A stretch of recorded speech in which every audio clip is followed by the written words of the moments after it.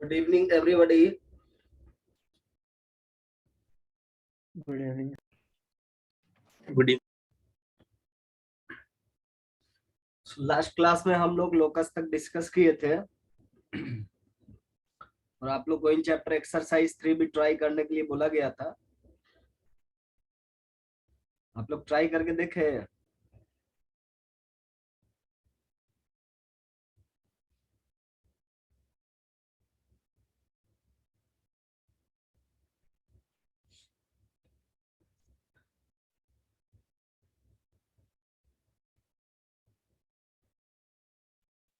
आज हम लोग नेक्स्ट टॉपिक डिस्कस करेंगे।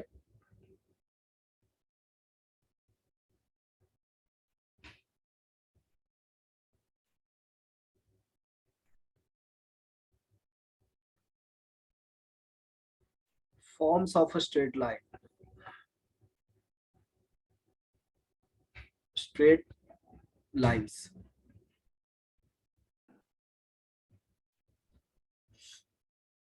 देखिए सबसे पहले हम लोग को स्ट्रेट लाइन को डिफाइन करना होगा।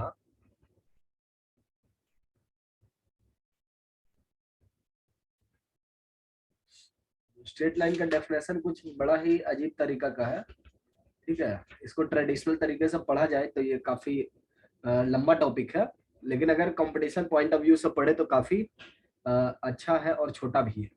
ठीक है, लेकिन फिर भी हम लोग इसका डेफिनेशन लिख लेते हैं। Straight line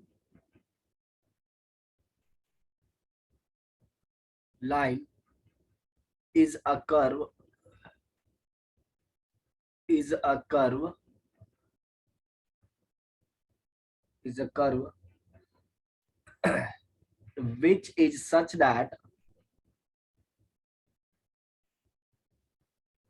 which is such that the line segment joining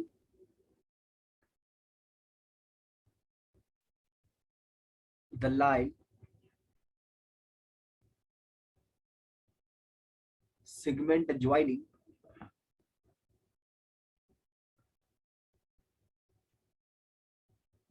any two point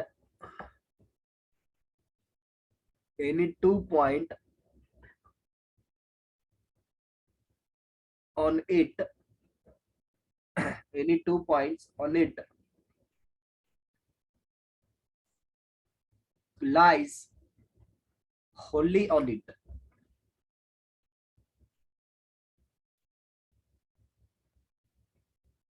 lies wholly on it। इसका ये मतलब है क्या एक ऐसा कर्व है जिसमें कोई भी 2 पॉइंट अगर हम ले ले, उसको कनेक्ट करने वाला लाइन सेगमेंट जो है वो ऑलवेज उस कर्व का पार्ट है। ठीक है, तो हम कुछ कर्व लेते हैं, वहां से हमें पता चल जाएगा कि लाइन का स्ट्रक्चर क्या। वैसे सब लोग जानते हैं, तो मुझे नहीं लगता है कि लाइन का स्ट्रक्चर में किसी को प्रॉब्लम है ना। कुछ इस तरीके से स्ट्रेट होता है, कर्व हो ही नहीं सकता है।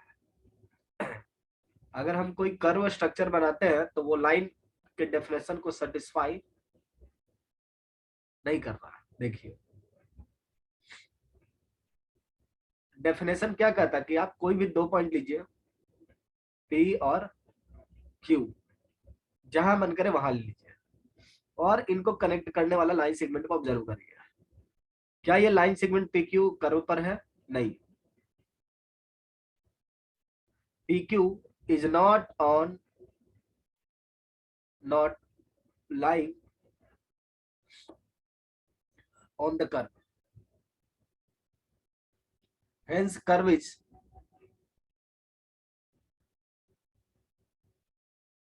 hence curve is not straight line।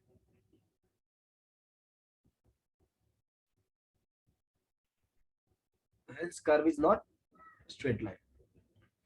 But ये आप देखो कहीं पर भी इसमें पी और क्यू लोगे, कोई भी सेक्शन ले लोगे, ये पूरा जो लाइन सेगमेंट है इनको कनेक्ट करने वाला वो कर्व पर है, तो इसका मतलब ये लाइन हो गया। ठीक है, दूसरी प्रोपोजिशन हम लोग बहुत ही बेहतरीन तरीके से करते हैं।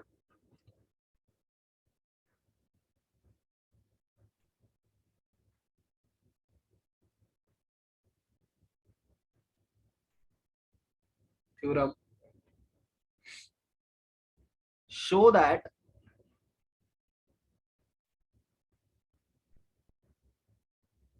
in general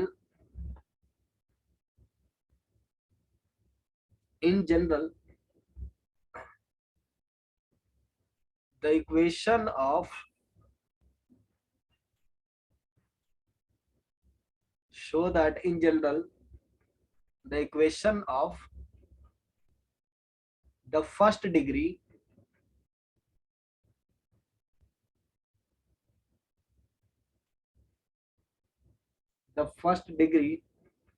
in xy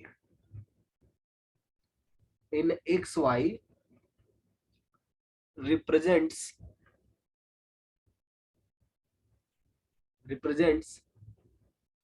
a straight line.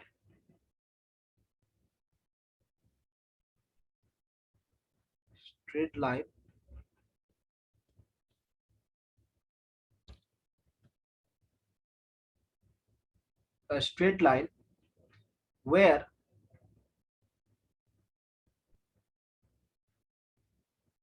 x comma y pair is coordinate of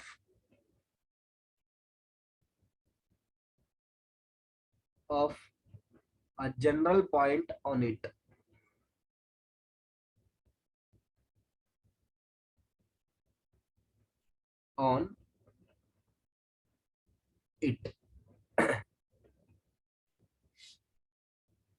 देखिए इस थ्योरम में हम लोग को क्या कह रहा है कि equation of first degree in x y, equation of first degree in x y मतलब क्या है, मतलब ये है कि हमें जो इक्वेशन बताया गया है, इक्वेशन ऑफ कंसिडरेशन,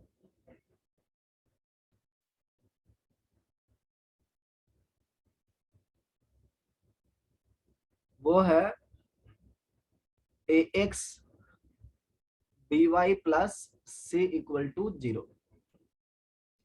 ठीक है, तो मैं इसको स्ट्रेट लाइन प्रूव करूंगा, इसी को हम लोग को स्ट्रेट लाइन का इक्वेशन दिखाना है। तो हम क्या करेंगे, सपोजिशन करेंगे। Suppose that P x1 y1 and Q x2 y2 lie on the curve,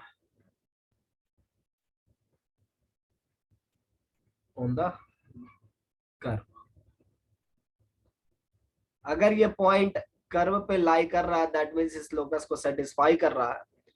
therefore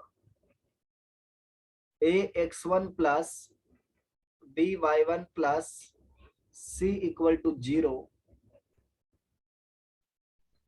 second ax2 plus by2 plus c equal to 0। ये दो इक्वेशन हमें मिल गए। अगर हमें इसे स्ट्रेट लाइन दिखाना है तो हम क्या करेंगे, PQ लाइन सेगमेंट पर कोई एक जनरल पॉइंट उठा लेंगे,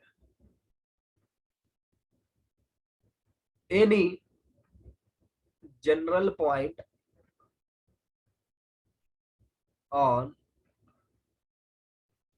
लाइन सेगमेंट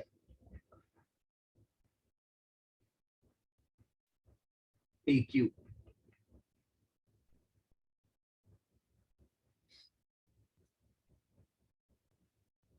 हाँ बोलो निखिल। अच्छा, इसमें दोनों में सी इक्वल है क्या? हाँ, तो सी चेंज नहीं ना हो रहा है, आपका सिर्फ एक्स और वाई चेंज हो रहा है ना, इसीलिए ये भी यस सर। हाँ। तो हम कोई एक जनरल पॉइंट जो है लाइन सेगमेंट पे पिकअप कर रहे हैं, तो पिकअप करने का तरीका क्या होगा? अगर ये मेरा P है और ये मेरा Q है, इसी लाइन सेगमेंट पर हमें कोई एक जनरल पॉइंट लेना है।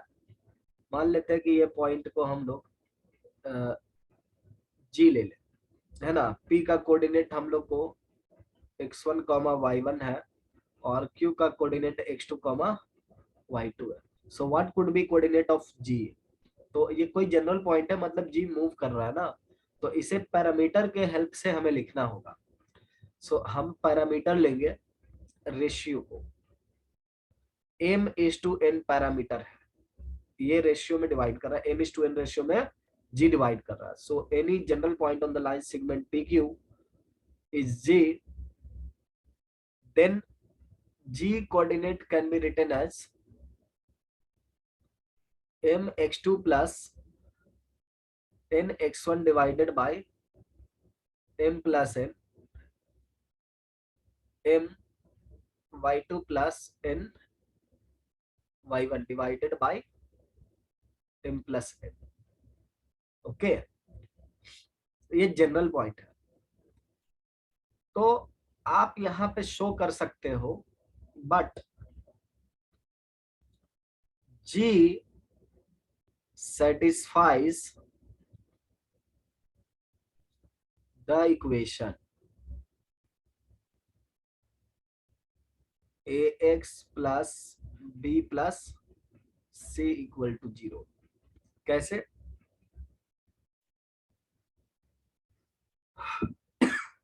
देखिए, a times mx2 plus nx1 divided by m plus n, b my2 plus n y1 divided by m plus n, c equal to, अभी हम जीरो इसको डायरेक्ट नहीं बोल सकते हैं, हम लोग को जीरो दिखाना है ना, हम लोग को जीरो शो करना है, डायरेक्ट नहीं लिखेंगे। तो यहाँ पे आप देख लो, m प्लस एन अगर हम लोग कर लेते हैं, एज एलसीएम ले लेते हैं, है ना। सो ये हो जाएगा m(a)m(x2 plus a(n)(x1 plus b(m)(y2 plus b(n)(y1 plus c(m) और plus cn whole divided by m plus n। अब इसमें अगर हम देखें तो m कॉमन कर लेते हैं और हम लोग को मिल रहा है ax2 plus by2 plus c, और n कॉमन कर लेते हैं ax1 plus by1 plus c whole divided by m plus n। But आप यहाँ पे देखो, ये जो पॉइंट्स है ना, ये जो एक्सप्रेशंस है, ये एक्सप्रेशन जीरो के इक्वल है, ये एक्सप्रेशन जीरो के इक्वल है, और इन्हीं दोनों एक्सप्रेशन की हेल्प से हम यहाँ पे इस क्वांटिटी को जीरो कर रहे हैं। ये एक्सप्रेशन जो था हमने ऊपर दिखाया, ये जीरो के इक्वल है, ये भी जीरो के इक्वल है, देयरफॉर ओवरऑल ये क्वांटिटी जीरो हो गया। इसका मतलब सही बात है, जी जो है सेटिस्फाई कर रहा है ना, हम दिखा दिए इस चीज को, तो जी जो है सेटिस्फाई कर रहा है। तो जी जो है एक जनरल पॉइंट है पी और क्यू के बीच का, तो एम और एन जैसे ही चेंज करेंगे वैसे ही जी का लोकेशन भी चेंज करेगा। It means entire line segment lies on the line itself, basically equation को सेटिस्फाई कर रहा है। Hence Hence ax plus by plus c equal to 0 always represents a straight line.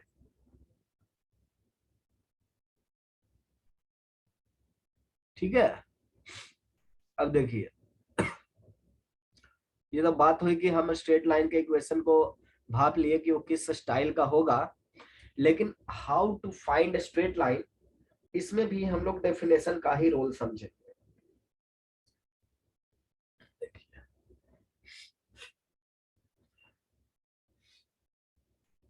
How to find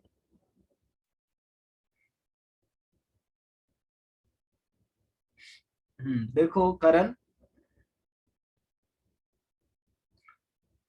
logic ये था कि G एक general point है PQ पर। देखो PQ पर G एक जनरल पॉइंट है, चूंकि M और N वेरी कर रहा तो G क्या है, एक जनरल पॉइंट है, मतलब वो PQ के बीच का कोई भी पॉइंट हो सकता है। तो G को हमने लाइन के इक्वेशन में जैसे ही लाइन का LHS में जैसे ही सब्स्टिट्यूट किया x और y के लिए, तो हम देख रहे हैं कि independently from m and n value the expression becomes equal to 0.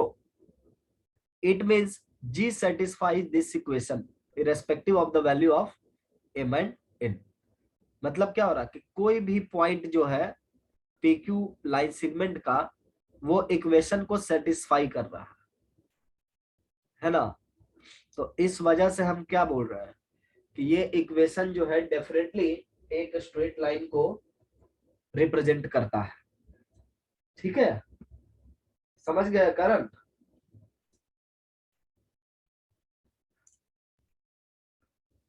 Very very good. तो ये स्ट्रेट लाइन को रिप्रेजेंट करता है।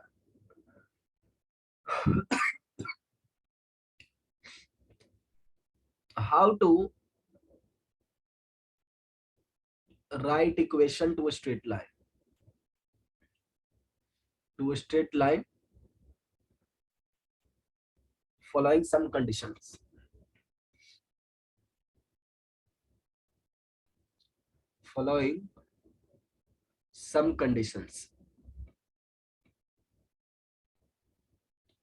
अब देखो है क्या, सबसे पहला क्वेश्चन तो होता कि कितने कंडीशन जो है मिनिमम रिक्वायर्ड होंगे स्ट्रेट लाइन को डिटरमाइन करने के लिए, यूनिक बनाने के लिए। सो यहाँ पे अगर इफेक्टिव नंबर ऑफ पैरामीटर्स देखो तो आपके कितने, 2 है। कैसे 2 है देखिए, हम क्या करेंगे, C से डिवाइड कर देंगे A अपॉन C। अब बोलोगे कि C अगर 0 हुआ तब क्या होगा, तब तो वेल एंड गुड, A और B रह जाएगा, है ना। सो C से डिवाइड कर देंगे तो A upon C, B upon C और y plus 1 equal to 0, taking C not equal to 0। कम से कम कोई एक ABC में से क्या होगा, 0 के बराबर नहीं होगा ना। ठीक है, और 0 के बराबर होगा तो वो अलग ही केस है। मतलब एट मोस्ट हमको क्या चाहिए, 3 ये पैरामीटर चाहिए, लेकिन इसमें से कोई एक अगर 0 के बराबर नहीं है, जो कि हम नहीं लेना चाह रहे, किसी को भी नहीं ले रहे, तो किसी को नहीं ले रहे तो यहाँ पे 3 दिखाई पड़ रहा, बट हम इस 3 को कितने में कन्वर्ट कर लिए, 2 में कन्वर्ट कर लिए। एक A बाई C हो गया, है ना, और दूसरा क्या हो गया, B बाई C हो गया। सो इफेक्टिवली हम लोग को 2 पैरामीटर है किसी भी लाइन को डिटरमाइन करने के लिए। To determine a line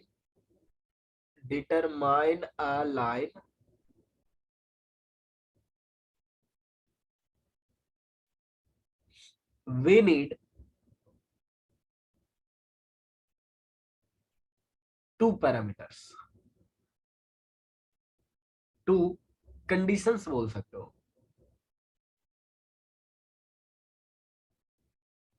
we need 2 conditions, और ये कंडीशन अलग अलग होने चाहिए, आइडेंटिकल नहीं होने चाहिए। जैसे मैं आपसे ये पूछ सकता हूं कि what will be the equation of find the equation of find the equation of a line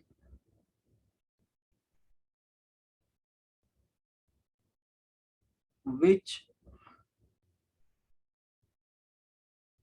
passes through 2, 3 and 6, -1। मैं क्या बोल रहा हूं कि वो लाइन का इक्वेशन फाइंड करें जो 2, 3 और 6, 1 से पास -1 से पास कर रहा हूं। देखिए कैसे अप्रोच लेंगे। सो इफेक्टिवली हमारे पास कितने वेरिएबल है? 2 वेरिएबल है ना। तो मैं लाइन के इक्वेशन को कुछ इस तरीके से लिख लेता हूं, ax प्लस by प्लस 1 = 0। ये मेरा सपोज्ड लाइन है और ये दो कंडीशन डिफरेंट कंडीशन को सेटिस्फाई कर रहा है, दैट इज 2, 3 से पास कर रहा एक कंडीशन। तो 2, 3 के करस्पॉन्डिंग एक कंडीशन लिख रहे हैं हम लोग। तो ये हो गया 2a 3b एंड +1। दूसरा कंडीशन 6, -1 से पास कर रहा है, तो 6a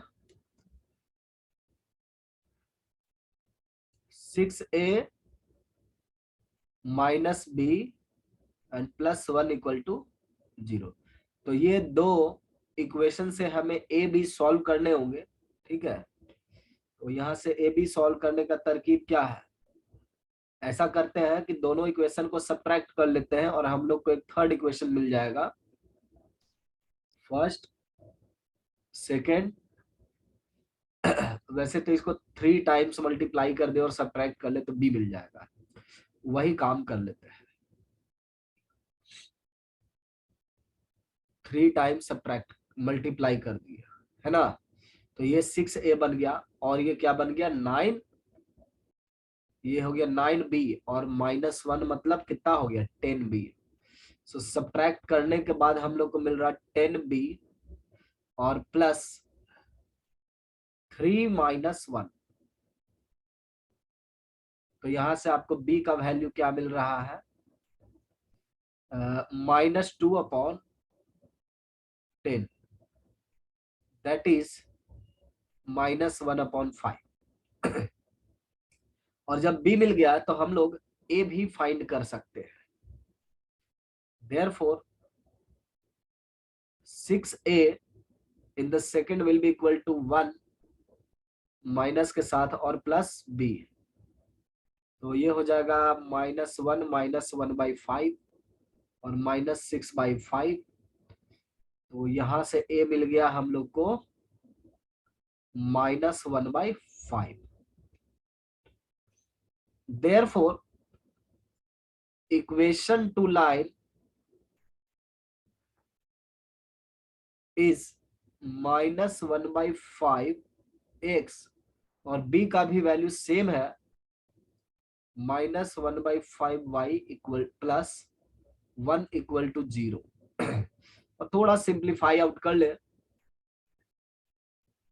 तो हम लोग को ये मिल जाएगा x + y और ये -5 = 0। ठीक है। तो इस तरह से हम लाइन के कंडीशन को फुलफिल कर रहे हैं। लाइन का इक्वेशन कैसे फाइंड करना है? लाइन के इक्वेशन को सपोज कर लेना और कंडीशन फुलफिल करवा देना, वहां से आपको लाइन का इक्वेशन मिल जाता है।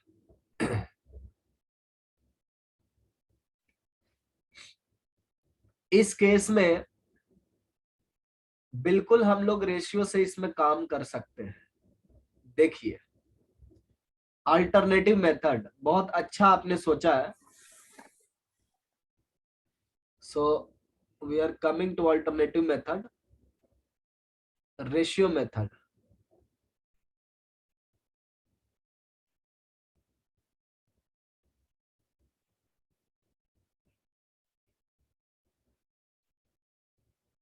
Ratio method. देखिए रेशियो मेथड में क्या बताया गया था, रेशियो मेथड में ये जो जनरल पॉइंट है इस पे कहीं पर भी लाई करता है। सो हमारे पास पॉइंट नंबर ए है 2,3 और बी है 6,-1। तो इस पर कोई भी जनरल पॉइंट जो होगा, लाइन का लोकस का मतलब क्या है, इस लाइन सेगमेंट पर लाई करने वाला कोई भी जनरल पॉइंट को हम x, y मान सकते हैं। x, y बोल ही सकते हैं, है ना। अब देखो x, y बोलना तो बहुत बढ़िया बात है, सुंदर बात है, लेकिन ये x, y कुछ ना कुछ रेशियो में डिवाइड तो कर ही रहा होगा। Therefore x must be equal to m into 6 which is 6m। हम लिख ले 6m और प्लस 2n डिवाइडेड बाय कितना m plus n। And second y equal to minus m plus 3n must be equal to m plus n। अब हम लोग को यहाँ पे m और n को एलिमिनेट करना है to get a relationship between x and y, to get a relation between x and y, eliminate m and n,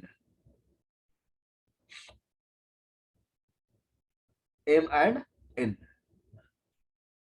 तो m और n को एलिमिनेट करने का क्या तरकीब है, तो हम ऐसा करेंगे कि n से डिवाइड कर लेते हैं हर जगह, numerator and denominator. So x can be written as 6m by n plus 2 और m by n plus 1। Similarly, y can be written as m by n plus 3 और m by n plus 1। अब देखो यहाँ पे अगर m by n एक तरफ से फाइंड करके रिप्लेस कर दिया जाए तो काम हो जाएगा। तो हम क्या करेंगे, यहां से m by n फाइंड कर लेते हैं। सो m by n plus 1 into y must be equal to minus m by n plus 3। Therefore m by n equal to 3 minus y divided by 1 plus y। थोड़ा सा मैं solve कर दिया हूं direct, है ना। नाउ प्लेस दिस क्वांटिटी, इसलिए x must be equal to 6 times 3 minus y 1 plus y plus 2 whole divided by 3 minus y 1 plus y और plus 1। See here what you get, ये हो गया आपका 18 minus 6y और plus 2 plus 2y whole divided by 3 minus y plus 1 plus y। ठीक है, और 1 plus y denominator से कैंसिल आउट हो जाएगा। तो यहाँ पे आपका ये कैंसिल आउट हो गया और न्यूमरेटर में आपको क्या मिल रहा है 20 और minus 4y whole divided by 4 which is equal to 5 minus y। Hence x plus y equal to 5। तो देखिए हम लोग उसी जगह पे पहुंचे हैं, बेसिकली हम लोग को रेशियो एलिमिनेट करना था। ठीक है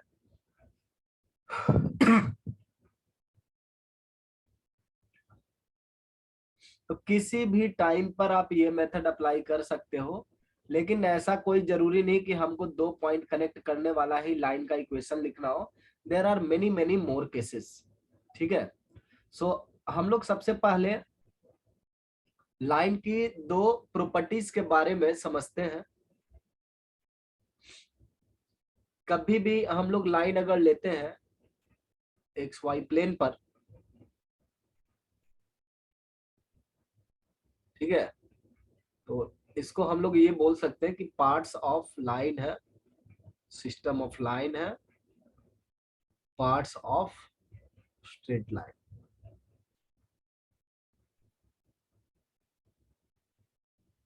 या प्रॉपर्टी ऑफ लाइन का सकते हैं। कोई भी स्ट्रेट लाइन अगर डायग्राम से हम लोग ले एक्स वाई प्लेन पर,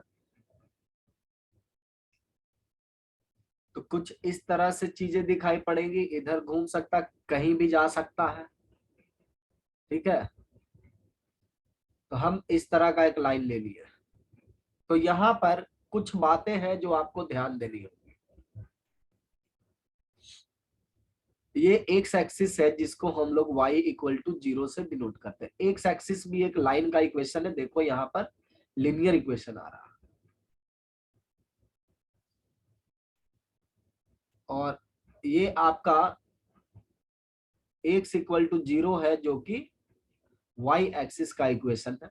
दोनों आपस में परपेंडिकुलर होता है। अब यहाँ पर देखो लाइन में क्या क्या चीजें हम लोग को समझना है। कुछ बेसिक चीजें आप लोग फिजिक्स वगैरह में भी कर चुके हो, और हो सकता है कि सर आपको हल्का फुल्का बेसिक लाइन का बताए भी हो, बट मैं फिर से वो चीजें रिगेन कर रहा हूं। सबसे पहला चीज ये है कि पॉजिटिव डायरेक्शन, देखो लाइन जहां पर एक्स एक्सिस को इंटरसेक्ट कर रहा है, लाइन जहां पे एक्स एक्सिस को इंटरसेक्ट कर रहा है, इन केस अगर इंटरसेक्ट नहीं करेगा उसके लिए भी हम लोग बात करेंगे। जहां पर एक्स एक्सिस को इंटरसेक्ट कर रहा है वहां से आप positive direction of x axis check कर लें, और इस एक्स एक्सिस से ये जितना डिग्री एंगल बना रहा होगा, जितना डिग्री एंटी क्लॉकवाइज मैनर में हम लोग को मूव करना पड़ेगा, उसी थीटा को हम लोग इंक्लिनेशन कहते हैं।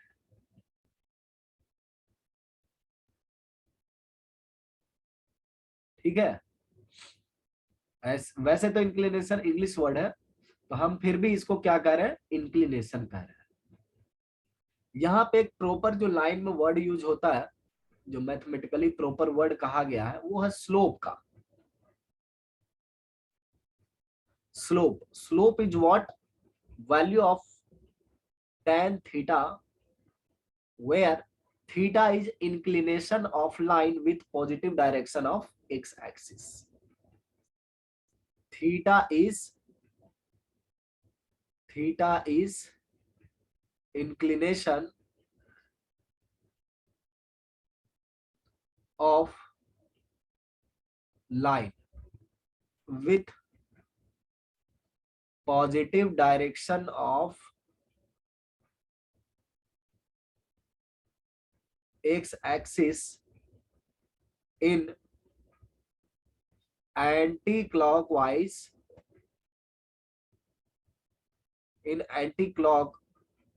orientation या मैनर या डायरेक्शन।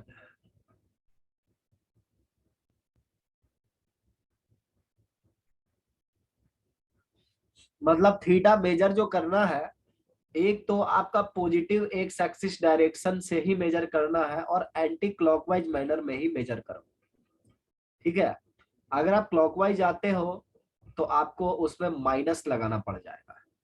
क्या समझे, अगर क्लॉकवाइज आप जाते हैं तो उसमें माइनस लगाना पड़ेगा। सो हम लोग एक ही डेफिनेशन को फॉलो करते रहेंगे ताकि उसमें कंफ्यूजन ना हो। सो स्लोप ऑफ लाइन क्या है, tan थीटा। tan थीटा को स्लोप कहा गया, जहां पर theta inclination of line with positive direction of x axis and anti clockwise orientation. So theta का वैल्यू अगर 60 डिग्री होगा तो tan थीटा √3 हुआ, तो स्लोप कितना हो जाएगा, √3 के इक्वल हो जाएगा। अगर थीटा इक्वल टू 45 डिग्री लेते हैं तो स्लोप कितना हो जाएगा, 1 हो जाएगा। लेकिन ये तो फर्स्ट क्वाड्रेंट के एंगल हो गए। क्या लाइन सिर्फ इसी ओरिएंटेशन में होगा? नो, ठीक है, डिफरेंट डिफरेंट ओरिएंटेशन में लाइन हो सकता है, जैसे कि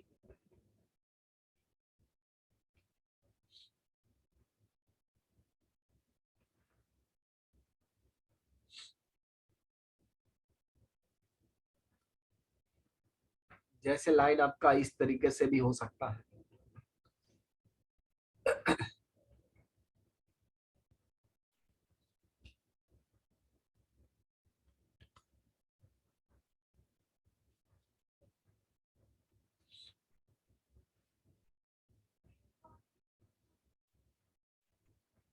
लाइन आपका पॉजिटिव डायरेक्शन में भी हो सकता है, और एक और हम लोग ले लेंगे।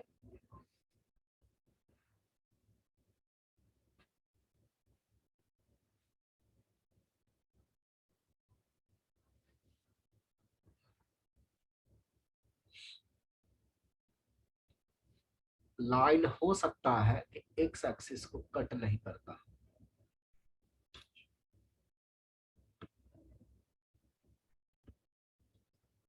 हो सकता है कि लाइन ऐसा ना हो करके ऐसा हो, बराबर।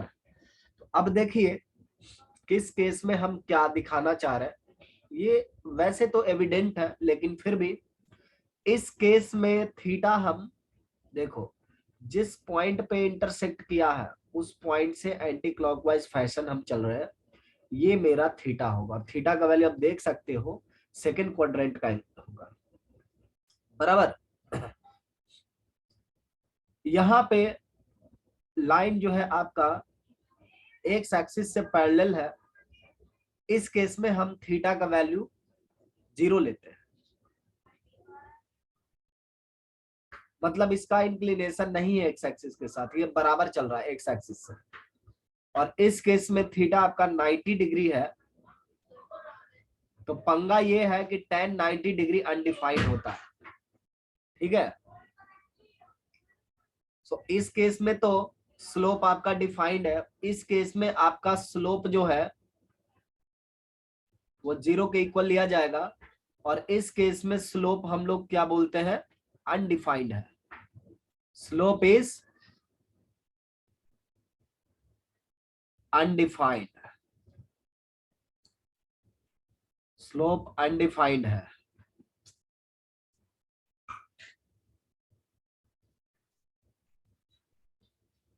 ये ध्यान रखना है कि स्लोप का वैल्यू जो है जब आपका लाइन वाई एक्सिस के पैरेलल हो तो वहां पे अनडिफाइंड होता है, और एंगल हमेशा जो है इंक्लिनेशन का वो positive direction of x axis से मेजर करेंगे। तो इतनी बात क्लियर हो गई। जहां पर लाइन आपका एक्स एक्सिस के पैरेलल है वहां पर स्लोप आपको 0 लेना है, और जहां पर लाइन आपका वाई एक्सिस के पैरेलल है वहां पर हम लोग थीटा 90 कह के स्लोप को अनडिफाइंड मान लेते हैं। ओके, ये पहला प्रॉपर्टी हुआ लाइन का। दूसरा प्रॉपर्टी जो है इंटरसेप्ट है।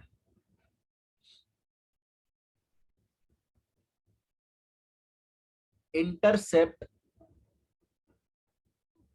On axis.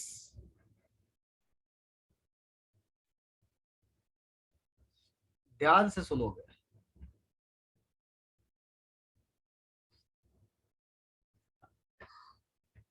अगर कोई भी लाइन एक्स एक्सिस और वाई एक्सिस को, इनमें से कम एक एक्सिस को तो इंटरसेक्ट करेगा ही, है ना, कम से कम एक एक्सिस को इंटरसेक्ट करेगा। तो मैं इसमें क्या करता हूं, 3 केसेस पहले ही ले लेता हूं।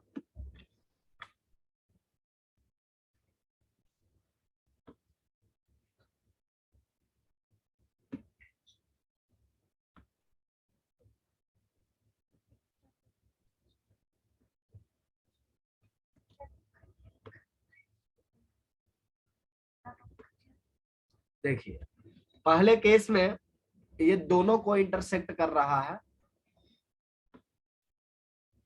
दूसरे केस में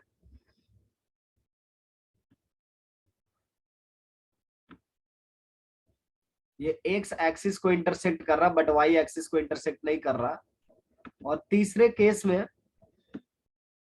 ये आपका एक्स एक्सिस को इंटरसेक्ट नहीं कर रहा बिकॉज उसके पैरेलल है, बट वाई एक्सिस को इंटरसेक्ट कर रहा है। ठीक है, तो इंटरसेप्ट जो है वो डायरेक्टेड लेंथ है, ओरिजिन से लेंथ मेजर करना है। ये वाई एक्सिस वाले पॉइंट को जनरली हम लोग बी से रिप्रेजेंट करते हैं और एक्स एक्सिस को हम लोग ए से रिप्रेजेंट करते हैं। ठीक है, ये आपका ए हो गया और ये आपका बी हो गया इस केस के लिए, और ये आपका ओरिजिन, ये भी origin. So directed length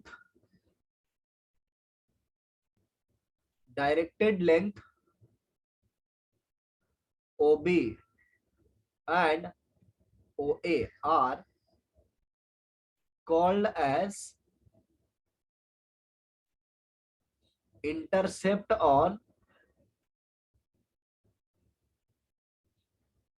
y and x axis respectively.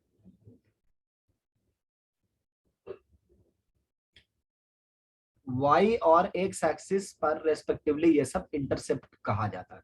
इसका डायरेक्टेड लेंथ, अब ये डायरेक्टेड लेंथ को क्या कहेंगे, जब ऊपर की तरफ b होगा तब पॉजिटिव मान लेंगे।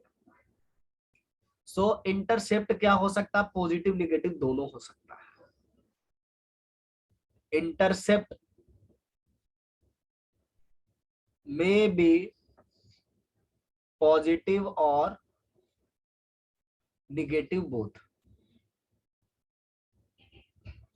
पॉजिटिव और निगेटिव। यहीं पे देख सकते हो, यहाँ पे OA जो है, अगर डायरेक्टेड सेंस में बात करें तो ये निगेटिव है, लेकिन OB जो है डायरेक्टेड सेंस में बात करेंगे तो ये पॉजिटिव लिया जाएगा। ओरिजिन के ऊपर जो है पॉजिटिव माना जाता है, ठीक है, ओरिजिन के लेफ्ट में निगेटिव माना जाता है, राइट में पॉजिटिव माना जाता है, ऊपर पॉजिटिव है, लेफ्ट में निगेटिव माना जाता है और नीचे भी निगेटिव माना जाता है। यह है इंटरसेप्ट का फंडामेंटल। इसलिए यहाँ पर इंटरसेप्ट क्या हो रहा है, निगेटिव हो रहा है, यहाँ पे इंटरसेप्ट आपका पॉजिटिव हो रहा है। सो किसी भी तरीके से हम लाइन को अरेंज कर सकते हैं। एक है जीरो इंटरसेप्ट का कॉन्सेप्ट, जब आपका लाइन ओरिजिन से पास करता है और वो किसी एक्सिस के पैरेलल नहीं है, तो उस केस में वो जीरो इंटरसेप्ट जो है फ्रेम करता है, किसके साथ, एक्सिस के साथ। मैं वो बात भी पॉइंट में लिख दूंगा, बट यहाँ पे फिलहाल देखते हैं। इस केस में लाइन जो है वाई एक्सिस के पैरेलल है, तो इस वाई एक्सिस को कभी वो इंटरसेक्ट नहीं करेगा। ऐसे केस में वाई इंटरसेप्ट जो हम लोग लेते हैं वो अनडिफाइंड लेते हैं, या does not exist, is undefined. इस केस में वाई इंटरसेप्ट बात नहीं करना है, समझे। इस केस में आप एक्स इंटरसेप्ट की बात नहीं कर सकते हो।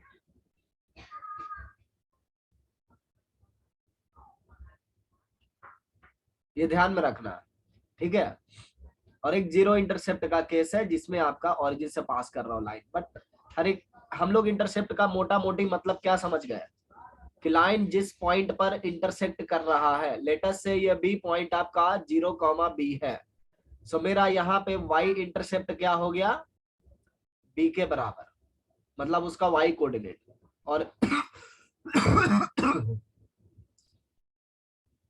और ए का कोऑर्डिनेट अगर a,0 है तो एक्स इंटरसेप्ट क्या ले लेंगे, ए ले लेंगे। चूंकि ए ऑटोमेटिकली आपका निगेटिव है, तो देखो इंटरसेप्ट निगेटिव हो गया। यहाँ पे इंटरसेप्ट आपका पॉजिटिव है, तो बी देखो पॉजिटिव है। तो इंटरसेप्ट का हम सीधा मतलब यही समझेंगे कि वाई एक्सिस को जिस पॉइंट पे इंटरसेक्ट कर रहा है लाइन, उसका वाई कोऑर्डिनेट, एक्स एक्सिस पर जिस पॉइंट को इंटरसेक्ट कर रहा है लाइन, उसका x coordinate is the x intercept, बराबर। तो ये आपका इंटरसेप्ट और स्लोप का कॉन्सेप्ट हो गया। हाँ बोलो निखिल। जब इंटरसेक्ट करते हैं तो एक ट्रायंगल फॉर्म होता है एक केस में। तो अगर हमारे पास दो ऐसे केसेस है इसका एक मिनट बच्चा रुको, थोड़ी आवाज तुम्हारी कम आ रही है, पता नहीं क्यों। फिर से देखो, ट्राई करके बोलो। अभी आ रही है?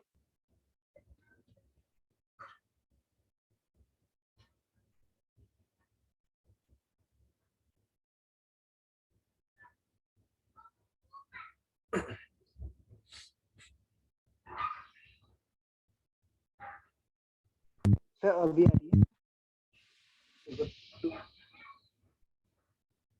तुम ऐसा करो ना, चैट पर नहीं तो लिख दो, निखिल चैट पर लिख दो। Okay sir.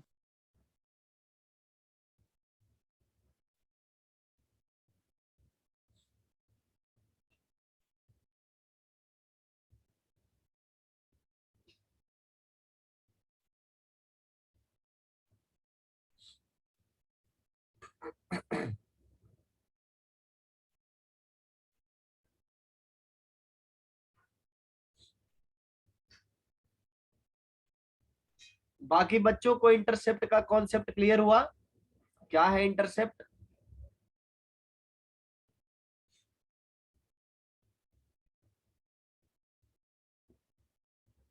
Very good. तब तक हम लोग आगे बढ़ते हैं, उसका जब क्वेश्चन आ जाएगा तो हम उसको टैकल करेंगे। अब देखो, ये दोनों कॉन्सेप्ट जानने के बाद अब हम लोग दूसरा आते हैं कॉन्सेप्ट एंगल बिटवीन लाइंस पर।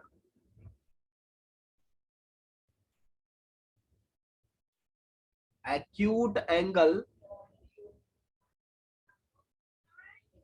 Between lines, acute angles between lines. देखिए,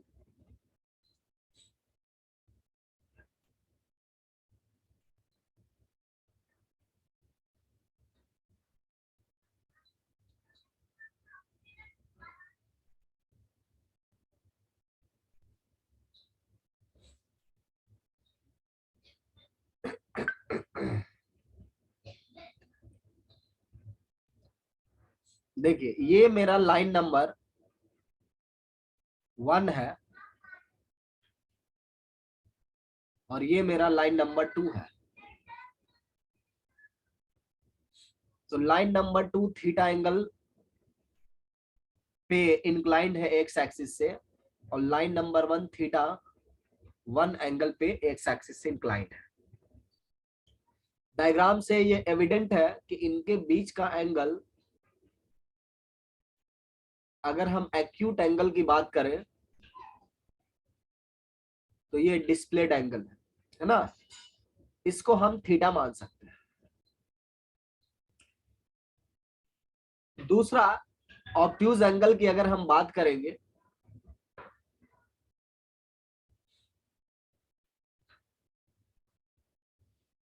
तो ये आपका ऑब्ट्यूज एंगल है, पाई माइनस थीटा। तो ये केस टू केस वेरी करेगा, कहां पे थीटा है कहां पर क्या है। तो ये आपका एक्यूट हो गया और ये आपका ऑब्ट्यूज हो गया, है ना।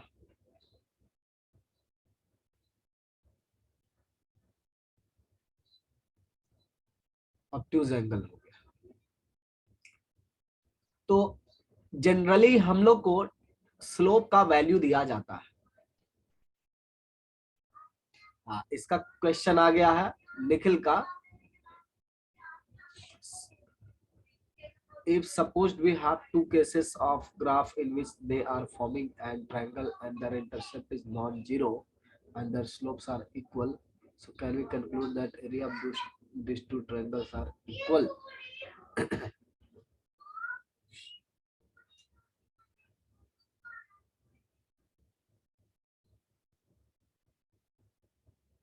अच्छा देखो, इनका बहुत अच्छा क्वेश्चन है। चलो ऊपर चलते हैं फिर। देखो इसका क्या क्वेश्चन है ना कि हमारे पास दो लाइंस है और इनके इंटरसेप्ट जो है नॉन जीरो है and they are parallel, they have equal slopes. Equal slope दो केसेस में हो सकते हैं, एक तो कोइंसिडेंट हो जाएगा और दूसरा आपका क्या हो जाएगा, पैरेलल वाला केस हो जाएगा। तो इनका कहना ये जो ट्रायंगल है ओ ए बी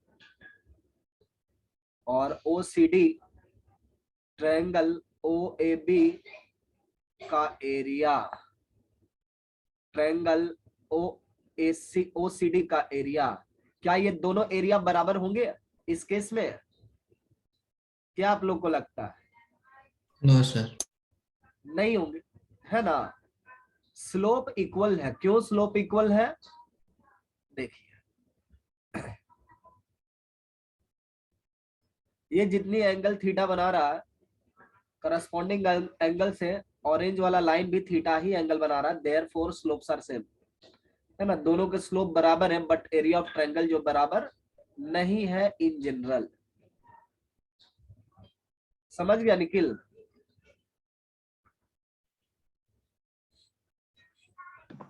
हाँ, ट्रायंगल सिमिलर होंगे, ट्रायंगल जो है सिमिलर होंगे। Very good. So now we come back to our original situation, acute angle between lines. तो कभी भी आपको एक्यूट एंगल अगर फाइंड करना है तो हम क्या करेंगे, यहाँ पे एक रिलेशन लिखेंगे थीटा का। Theta is equal to theta 2 minus theta 1, बोल सकते हैं। Yes sir. और इसमें हम tan ऑपरेट कर सकते हैं।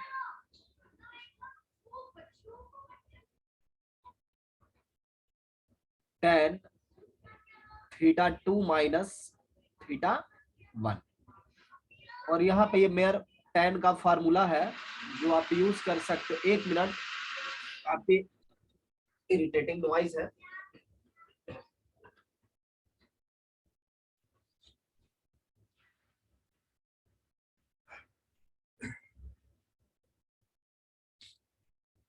सो ये हो जाएगा आपका न्यूमरेटर में tan theta 2 minus tan theta 1 whole divided by 1 plus tan theta 2 times tan theta 1। तो अब देखो यहाँ पे tan थीटा 2 क्या है, स्लोप ऑफ सेकेंड लाइन है। तो ऐसे केस में हम लोग इतना लंबा वर्डिंग्स की जगह पर कुछ अजम्पशन कर लेते हैं, कुछ रीनेमिंग कर लेते हैं।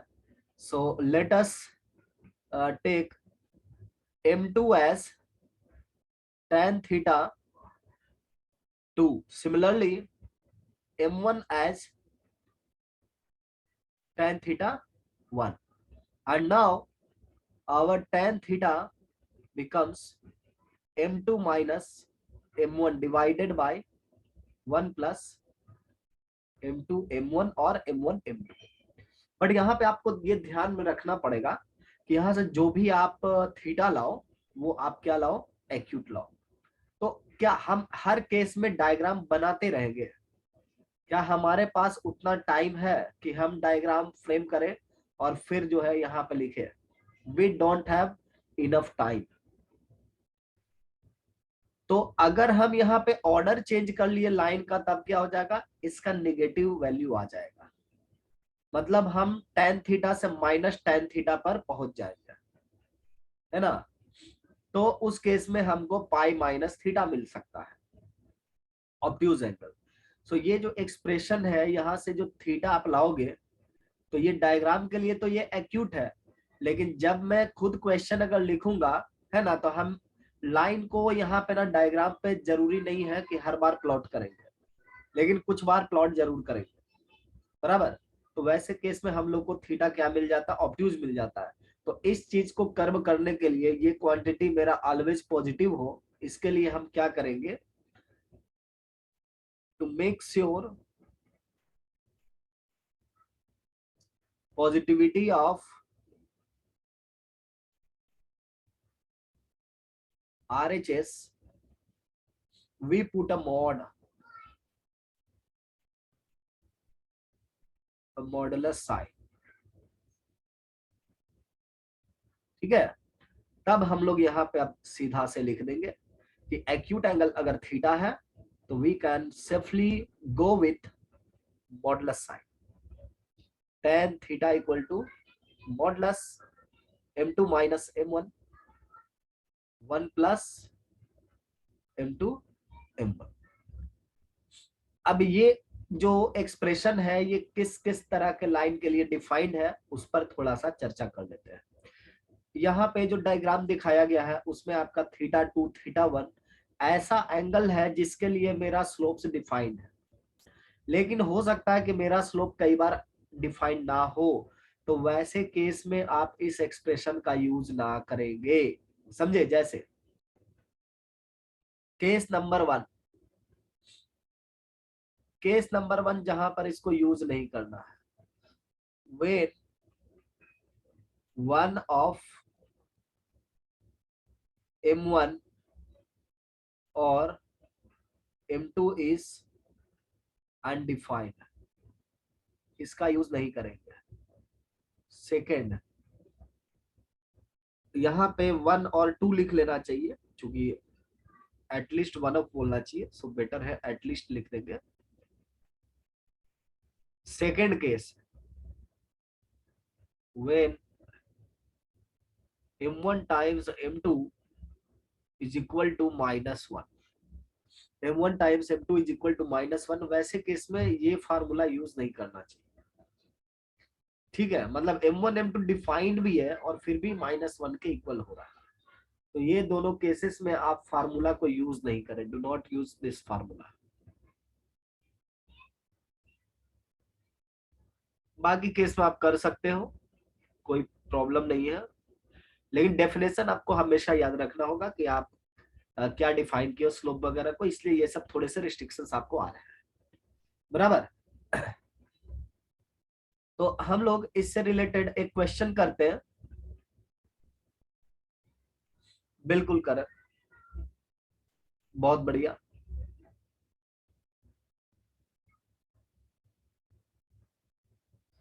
Find acute angle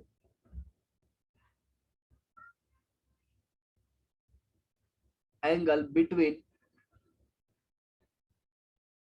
lines whose slopes are 1/2 and 1/3. Find acute angle between lines whose slopes are 1/2 and 1/3. So अब देखो यहाँ पे सिर्फ स्लोप हमको दिया गया है, लाइन का पोजीशन नहीं दिया गया है, सिर्फ स्लोप दिया गया है. सो क्या वैसे जितने भी लाइन होंगे किसी भी पोजीशन पर रहेंगे उनके बीच का एंगल कांस्टेंट होगा? डेफिनेटली कांस्टेंट होगा, because they will be parallel, है ना. तो यहाँ पे हम ये बोल रहे हैं कि मेरा m1 जो है 1/3 है एंड m2 उल्टा कर देते हैं, m1 हम 1/2 को ले लेते हैं, है ना. पहले वही आया तो 1/2 को लिखना चाहिए, ये थोड़ा सा कस्टम कहता है, और ये 1/3 लेना चाहिए. सो tan थीटा जो है हम क्या लिखेंगे? मॉडुलस m2 माइनस m1 और 1 प्लस m1 m2.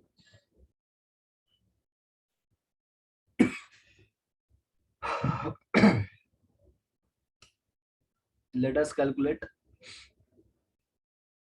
1/2 minus 1/3 और 1 प्लस 1/2 इंटू 1/3. ये आपका 1/7 ला रहे हैं सब लोग, है ना. तो हम थीटा का वैल्यू क्या बोलेंगे? tan inverse 1/7. Very good, very good everybody. जिनको भी 1/7 आया बहुत अच्छे. इनके बीच का एंगल क्या हो गया, tan इनवर्स 1/7। अब बोलोगे कि डिग्री में क्या होगा, I don't know the value and I don't care about it. आपको भी केयर नहीं करना चाहिए, आपको जो मांगा गया वो दे दीजिए, सामने वाला समझे या ना समझे उससे हम लोग को कोई फर्क नहीं पड़ता है। अब देखो एक और क्वेश्चन कर सकते हैं हम लोग।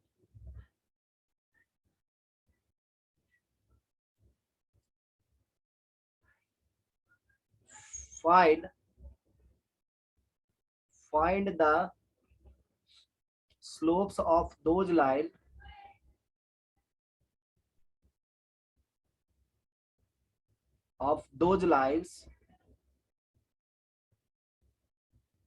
which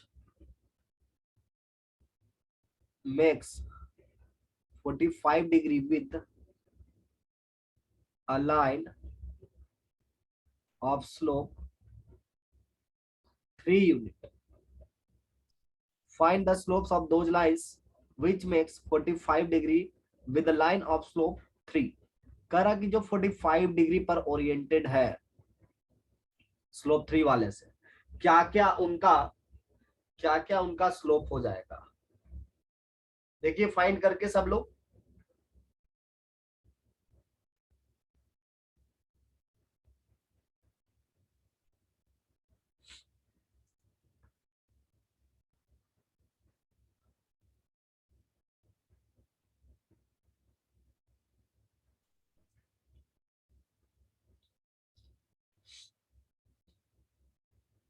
Will there be only single line or there will be more than single line?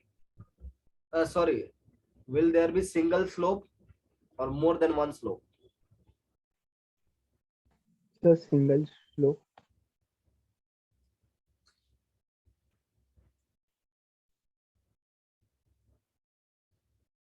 Very good, Aryan. So two persons have brought different values. One has come up with -2 and other has come with half.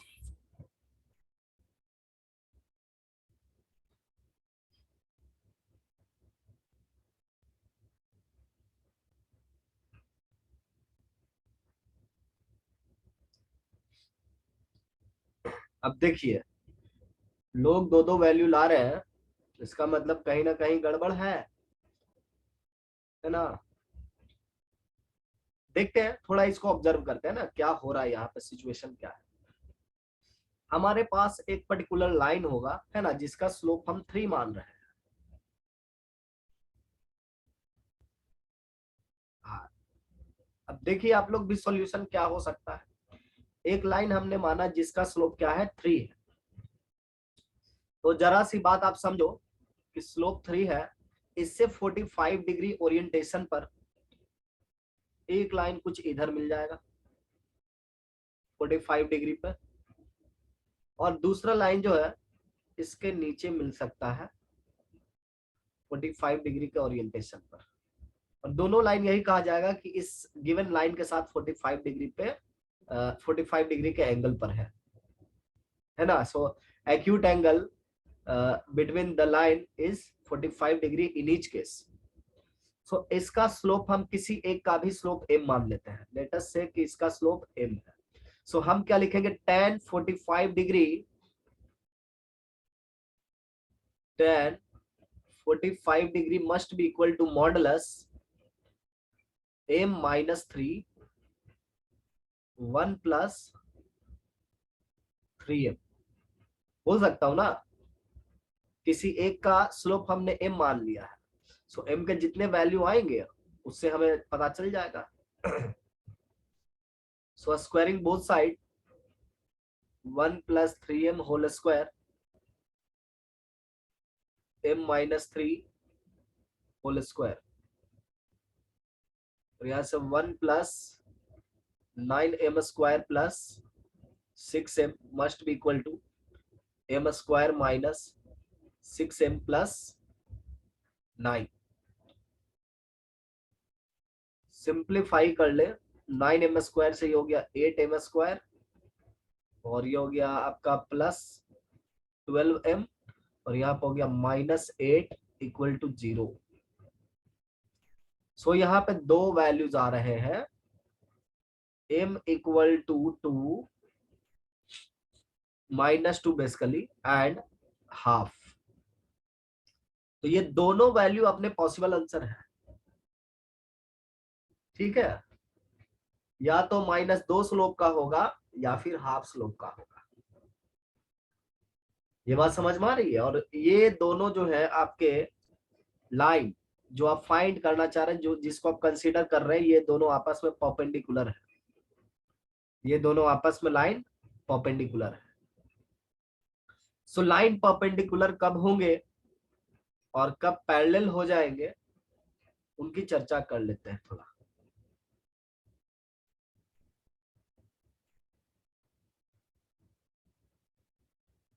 Perpendicular lines,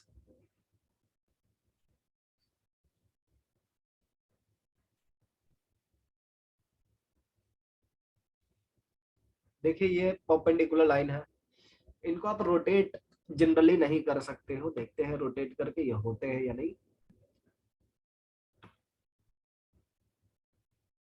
नहीं हो रहे rotate, ठीक है। तो हम क्या मान रहे हैं, तो ऐसा करते हैं ना, दो परपेंडिकुलर लाइन यहाँ पे ले लेते हैं, उससे थोड़ा अच्छा होगा काम करना।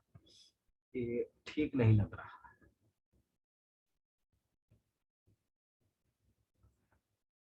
एक लाइन और दूसरी लाइन, दो लाइन आपस में परपेंडिकुलर है। एक का स्लोप, एक जो है थीटा एंगल बना रहा है θ2, और दूसरा आपका θ1 बना रहा है। तो ऐसे केस में सिर्फ और सिर्फ राइट एंगल जो है इनके बीच का एंगल है। यस, स्क्वायरिंग मैंने मॉड को हटाने के लिए किया है, आप मॉडुलस को प्लस माइनस में ओपन भी कर सकते हैं। तो इस केस में आप देखो θ2 जो है वो 90 डिग्री प्लस θ1 है। So tan θ2 tan 90 degree plus θ1, और यहां से हम लोग इसको m2 लिख सकते हैं, और ये आपका कॉट में आ रहा है -cot θ1, और -cot θ1 को -1/m1 लिख सकते हैं। और यहां से आप देख सकते हो कि m1 into m2 equal to क्या है, -1। तो मैं ये अप्रोच क्यों ले रहा हूं, क्यों मैं tan थीटा वाले फार्मूला में डिनोमिनेटर को 0 नहीं किया। तो फार्मूला जो डिफाइन किया गया था वो अच्छे केस के लिए डिफाइन किया गया था, ठीक है। उसको वैसे तो आप एक्स्ट्रापोलेट कर सकते हो, कभी भी किसी फार्मूला को एक्स्ट्रापोलेट किया जा सकता है, उसमें कोई प्रॉब्लम नहीं है। लेकिन इस तरह से मैं चल रहा हूं तो मैं कोई अनर्थ नहीं कर रहा हूं, कोई मीनिंगलेस काम नहीं कर रहा हूं। हर जगह पर सब कुछ वैलिड है। tan θ2 भी डिफाइंड है और tan 90 डिग्री प्लस θ1 भी डिफाइंड है। बट यहाँ पर हमें एक केस ये लिखना पड़ेगा कि θ1 is not equal to 0 degree.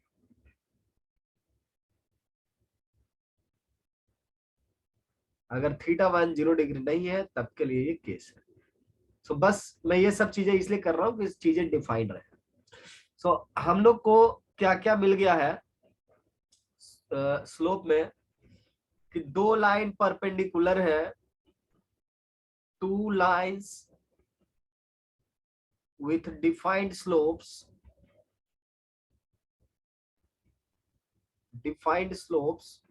are perpendicular if m1 into m2 equal to -1। दूसरा, by definition two lines with defined slopes are parallel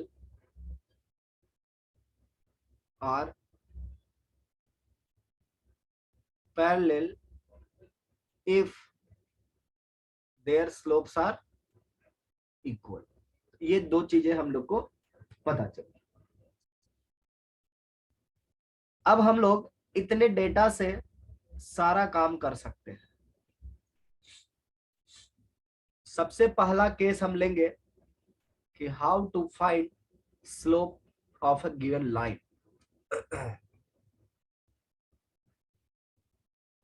finding slope of a line.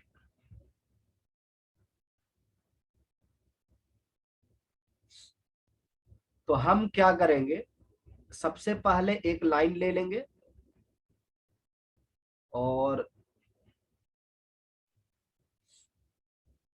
इन पे एक दो पॉइंट ले लेंगे, कोई भी ए point x1 y1, B point x2 y2, और ये थीटा है ना। क्योंकि जनरली लाइन का इक्वेशन हम लोग को दिया जाता है, तो हम उस पे दो पॉइंट ले रहे हैं और ये दो पॉइंट की मदद से हम लोग फाइंड करेंगे थीटा का वैल्यू। जिस ओरिएंटेशन में पॉइंट लिया गया है इसी ओरिएंटेशन में हम लोग समझेंगे। इसको आप P पॉइंट मान लीजिए और ये आपका 90 डिग्री है मेरा से। सो P का कोऑर्डिनेट क्या हो जाएगा, आप एक्स एक्सिस के पैरेलल जा रहे हैं और वाई एक्सिस के पैरेलल जा रहे हैं, ये भी ध्यान में रखें। तो P का कोऑर्डिनेट क्या हो जाएगा, ये ट्रायंगल में आप लोग काफी बार ये सब काम किए हो। सो P पॉइंट का हाइट वही होगा जो आपका A पॉइंट का हाइट है, और P पॉइंट का y एक्सिस से डिस्टेंस उतना ही होगा जितना B का है। सो x2 y1। तो ये एंगल जो बन रहा PAB एंगल, ये थीटा के बराबर होगा। और यहाँ पे आप देख सकते हो कि tan थीटा का वैल्यू जो हो रहा है वो आपका PB डिवाइडेड बाय AP हो रहा है। So what is PB? PB is y2 minus y1 divided by PA is x2 minus x1. PA is x2 minus x1 and PB is y2 minus y1. ये सारा derivation आप लोग area of triangle के case में कर चुके थे। कुछ इसी तरीके से हम लोग कई बार किया करते हैं, या सेक्शन फार्मूला है, खास करके सेक्शन फार्मूला में तो यही काम होता है। तो इस तरीके से हम लोग लाइन का स्लोप फाइंड कर सकते हैं y2 minus y1 x2 minus x1। और ऑन द कॉन्ट्ररी हम लोग ये भी बोल सकते हैं कि जो लाइन अगर दो पॉइंट से पास कर रही हो तो उन दोनों पॉइंट के हेल्प से हम लाइन का स्लोप फाइंड कर सकते हैं। तो ये डिफरेंस ऑफ y कोऑर्डिनेट और difference of x coordinate taken in order, आप इसमें चेंज भी कर सकते हैं y1 माइनस y2 और x1 माइनस x2। सो कौन पहला पॉइंट है और कौन दूसरा पॉइंट है ये मैटर नहीं करता है, ठीक है। ऑर्डर ऑफ पॉइंट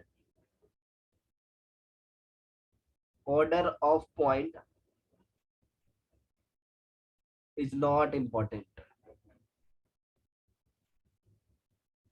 इसी वजह से हम लोग जब पॉइंट लेते हैं ना तो किसी को भी पहला और किसी को दूसरा मान लेते हैं। ऐसा कुछ हम लोग हार्ड एंड फास्ट नहीं रखते हैं कि नीचे वाला पहला है ऊपर वाला दूसरा है। Example, find value C so that line segment joining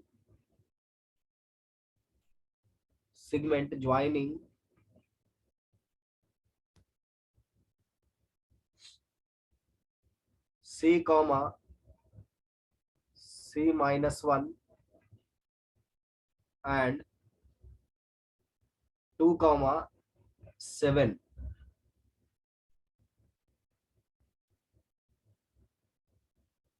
makes 60 degree with positive x axis. इसका मतलब क्या हो रहा है कि इन दोनों पॉइंट को ज्वाइन करने वाला जो लाइन सेगमेंट है वो एक्स एक्सिस से 60 डिग्री फॉर्म कर रहा है। यहाँ पे आपका हो गया C,C-1 और यहाँ पे हो गया आपका 2,7। रैंडम हम दिखा रहे हैं, ठीक है, हमें कुछ आइडिया नहीं कि क्या चल रहा है, बट हम रैंडम दिखा रहे हैं। So what is the value of C? तो यहाँ पे आप देख सकते हो tan 60 degree must be equal to 7 minus C-1 divided by 2 minus C। तो ये हो गया आपका √3, ये हो गया 8 माइनस C और ये हो गया 2 माइनस C। कैलकुलेट कर ले, 2√3 minus √3C, very good correct, equal to 8 minus C। तो यहाँ से C आपको मिल गया है 2√3 माइनस 8 अपॉन √3 माइनस 1, है ना, √3 माइनस 1। ये आपका C का वैल्यू आ गया। बहुत खराब पॉइंट है, बराबर, बहुत खराब पॉइंट है। तो एक क्वेश्चन हम लोग ये पिकअप कर रहे हैं,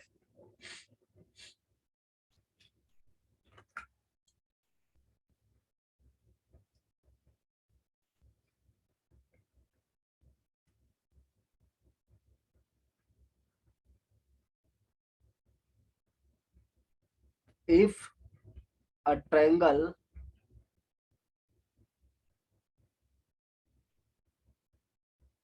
has one of its angle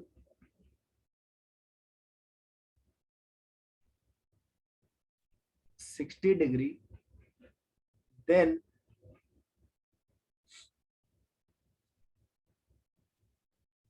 its vertices cannot have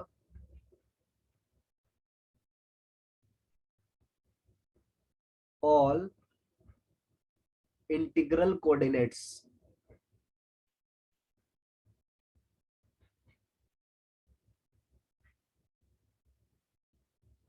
ऐसा शो करना है हम लोग को।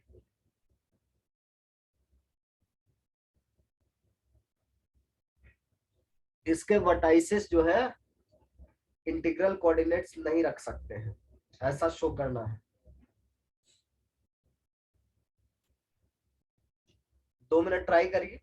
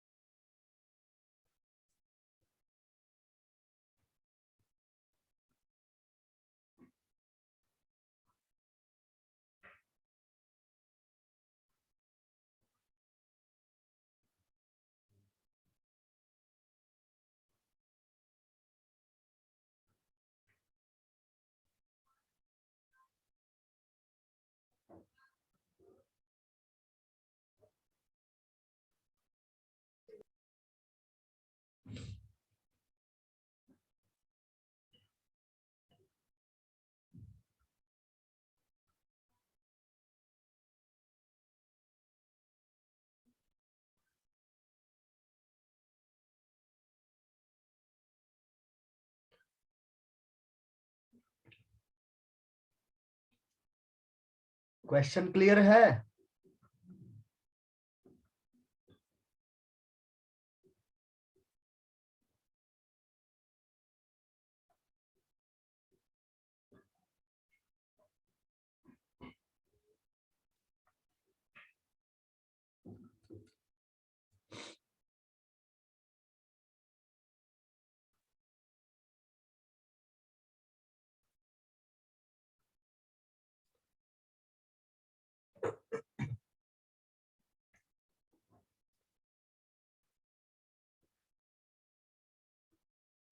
देखो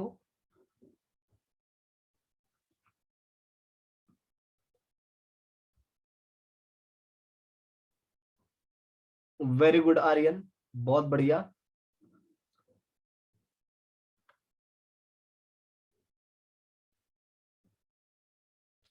ये है मेरा इक्विलेटरल ट्रायंगल और इसमें मैं सपोज कर रहा हूं कि ए ट्रायंगल तो इक्विलेटरल वैसे नहीं लेना चाहिए ना, हम लोग को ट्रायंगल इक्विलेटरल नहीं कहा है। सो हम जस्ट ए को 60 डिग्री दिखा रहे हैं और इफ पॉसिबल ये सारे कोऑर्डिनेट्स हम लोग इंटीग्रल ले रहे हैं, सारे कोऑर्डिनेट्स हम इंटीग्रल ले रहे हैं। X i y i both belongs to integer set. तो आपका ये जो 60 डिग्री आ रहा है तो ये लाइन ए बी और ए सी के बीच का एंगल है ना। 60 degree is angle between line A B and A C. Mind here मैं लाइन सेगमेंट को लाइन बोल रहा हूं, राइट। इसके करस्पॉन्डिंग जो भी लाइन आ रहा वही सेंस बन रहा, उसी लाइन के बीच का एंगल हम लोग बात कर रहे हैं। 60 डिग्री है और ये 60 कैसा एक्यूट है ना। एनीवे तो यहाँ पे स्लोप आपका m1 है और ये आपका स्लोप आपका m2 है। So tan 60 degree must be equal to m2 minus m1 modulus के अंदर definitely 1 plus m2 m1। Give a thought that if all xi yi are integer, what will be value of m2? But m2 will be equal to difference between two integer divided by difference between two integer, that is a rational number. Similarly, m1 is also rational number. So what we are seeing here in the equation number 1, LHS is irrational number, right? √3 है ना ये, so ये irrational number है। But RHS क्या है? वो आपका rational number है, क्योंकि रैशनल डिवाइडेड बाय रैशनल क्या हो जाएगा? रैशनल हो जाएगा। So there is a contradiction. There is contradiction.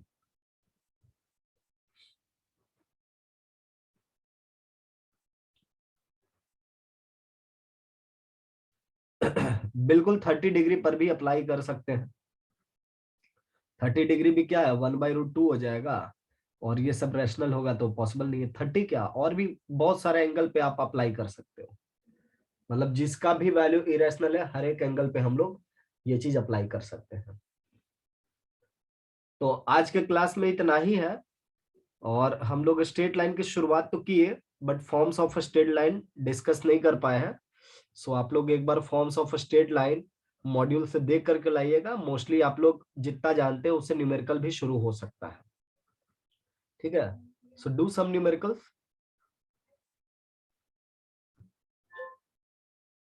Numericals based on already learned concept. Already learned concept का मतलब हो गया जितना फिजिक्स या मैथ में आप पढ़े हो या बेसिक क्लासेस में पढ़े हो उससे। तो आज इतना ही रहेगा, okay. Have a nice day. अगले क्लास में bye sir, thank you offline sir. करेंगे।